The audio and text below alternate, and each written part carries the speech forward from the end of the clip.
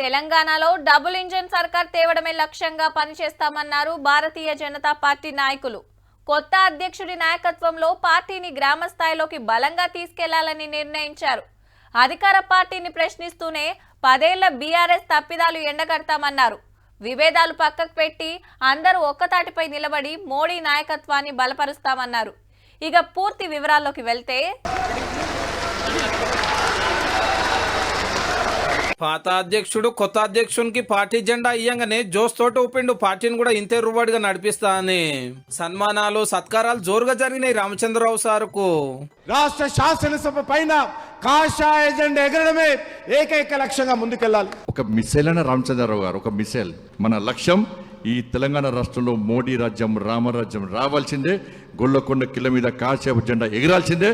ఇక కొత్త అధ్యక్షుడు ఫస్ట్ స్పీచ్ లో ముఖ్యమైనది ఏంటంటే డమ్మి అనే మాట దగ్గర దమ్ముంటే ఎదురుగా వచ్చి పోరాడండి, అది అసలైన దమ్ము.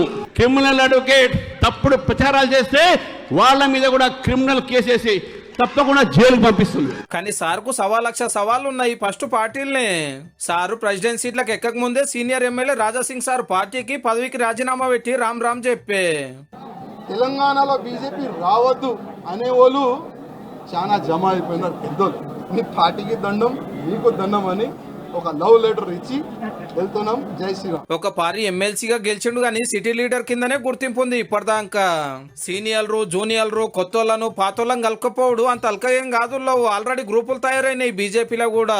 రాబోతున్న సర్పంచ్, ఎంపీటీసీ, జెడ్పీటీసీ అటెంకొచ్చే జిహెచ్ఎంసీ ఎలక్షన్ లో పార్టీని ఉరికిచ్చే జిమ్మదారి ఈసారి మీదనే ఉంటది. మరి పూర్తిగా కేసీఆర్ డైరెక్షన్ లో బీజేపీ పనిచేస్తున్నట్టుగా ఈ రామచంద్రరావు ఎన్నిక కానొస్తుంది. ఒక బలహీనుడిని బీజేపీ రాష్ట్ర అధ్యక్షుడిగా పెట్టి రేపు స్థానిక సంస్థల్లో బీఆర్ఎస్ పార్టీని బతికించడానికి మాకు పవర్ ఇస్తే బీసీని సీఎం సీట్లో ఊకుండా పెడతామని చెప్పిన వాళ్ళు అసెంబ్లీలో పార్టీ పెబ్బా, ఇప్పుడు పార్టీ అధ్యక్షుడు.